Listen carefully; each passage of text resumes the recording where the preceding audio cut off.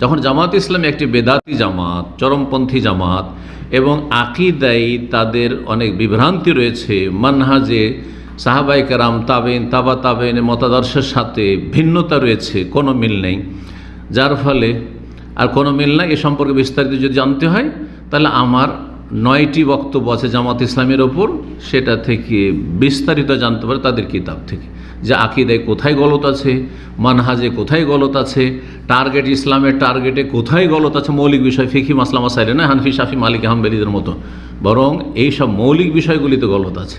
যেমন একটি বিষয় বলি সংক্ষেপে, জামাত ইসলামের টার্গেট হচ্ছে যে শক্তি অর্জন করার পরে ক্ষমতা দখল করা, হ্যাঁ, রাষ্ট্রীয় ক্ষমতা দখল করা, আর রাষ্ট্রীয় ক্ষমতা দখল করে পার্লামেন্ট, আদালত দখল করে দেশের মানুষকে ডান্ডা দিয়ে ঠিক করা। তাহলে আগে ক্ষমতা আর তারপরে জনগণকে ঠিক করা, বোঝা গেছে না? আর সাহাবায়ে কেরাম, তাবেইন, তাবা তাবেইন আর আম্বিয়া রসুলগণের দাওয়াত হচ্ছে না, রাষ্ট্রীয় ক্ষমতা আগে না, ব্যক্তির সংশোধন করে ব্যক্তি, পরিবার, সমাজ, আর তারপরে দেশ সংশোধন হবে। তখন আল্লাহ নিয়ামত হিসাবে ওয়াদাল্লাহুল্লাযিনা আমানু মিনকুম সূরা নূর, আল্লাহ ওয়াদা করছেন খেলাফত দেবেন, তখন দিয়ে দিবেন। দেশের লোক যখন সিংহভাগ ভালো হয়ে যাবে, তখন খারাপ লোক আর কোনো স্থান পাবে না। এই খারাপ লোকগুলোকে ভোট দিছে কে?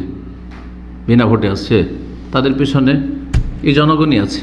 জনগণ বেশি সংখ্যায় খারাপ না অল্প খারাপ আছে? বেশি তো খারাপ।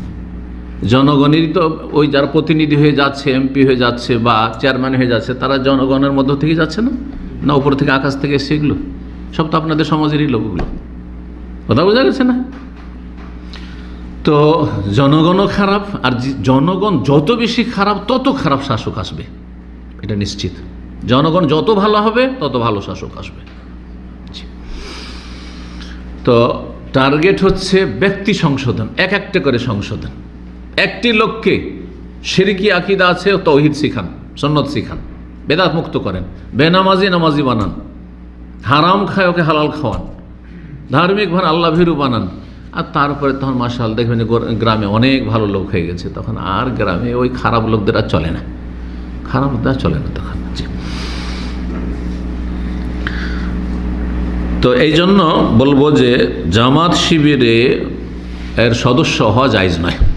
এই জামাত বেদাতি জামাত, একটি কথা এখানে না বললে হয় না, আমাদের দেশের অনেক আহলে হাদিস, বিশেষ করে বাংলাদেশের আহলে হাদিসদের একটি দুর্বলতা যে এরা তবলিগ জামাতকে বেদাতি জামাত বলে, চরমনাইকে বেদাতি বলে, দেওবন্দিরাকে বেদাতি বলে, কিন্তু যখন জামাত ইসলামী তখন অনেকে বেদাতি বলতে চায় না। এই কয়েকদিন আগে এক ভাই টেলিফোনে এরকম কথা বলছে, এরা সেই চাপে নওগাঁ এলাকার, আর এই এলাকাতে জামাতের প্রভাব খুব বেশি। তো সে বলছে যে আমাদের এলাকাতে বেদাতিও আছে আর জামাত ইসলামী আছে। তো আমি বললাম কি জামাত ইসলামী বেদাতি নয় নাকি? বেদাতিও আছে আর কি আছে? তার মানে এরা এই সব আহলে হাদিসগুলো, যারা আহলে হাদিস মানহাজ বুঝে না, তারা মনে করে যে বেদাতি মানে শুধু যারা পীর মুরিদি করে তারা বেদাতি, কথা বোঝা গেছে? চরমনাই, সারসিনা বা আটরসি, মাইজভান্ডারি এগুলো বেদাতি, আর জামাত ইসলামীটা তাহলে সেম সেম আহলে হাদিস না? তাহলে ভাই জামাত ইসলামী হয়ে যাও, আর আহলে হাদিস থেকে লাভটা কি? কথা বোঝা গেছে? বড় গুমরাহি একটা। যেমন তবলিগ জামাত বেদাতি জামাত, তেমন জামাত ইসলামী বেদাতি জামাত। এ দুটো যদি পার্থক্য করেন তো আপনি জুলম করলেন, অবিচার করলেন আপনি। এই জন্য আমি তবলিগ জামাতের উপর আলোচনা করেছি, তাদের গুমরাহি সম্পর্কে, আর জামাত ইসলামের গুমরাহি সম্পর্কে আলোচনা করেছি, যাতে ব্যালেন্স ঠিক থাকে। যখন প্রথম তবলিগ জামাতের আলোচনা করলাম দাম্মামে 2005 সালে, তখন তবলিগ জামাতের ছটপট করে তবলিগ জামাতের আমির যে ছিল সে আমার কাছে আসলো যে শেখ শুধু আমাদের বিরুদ্ধে লেগে গেলেন, আমি আপনাদের যে গুমরাহি আছে তো কী করব, সতর্ক করা জরুরি। তারপর তখন বলছে যে আপনি যখন আমাদের সম্পর্কে বললেন তো জামাত ইসলামী সম্পর্কে কেন বলেন না? আমি থামেন একটু বলছি।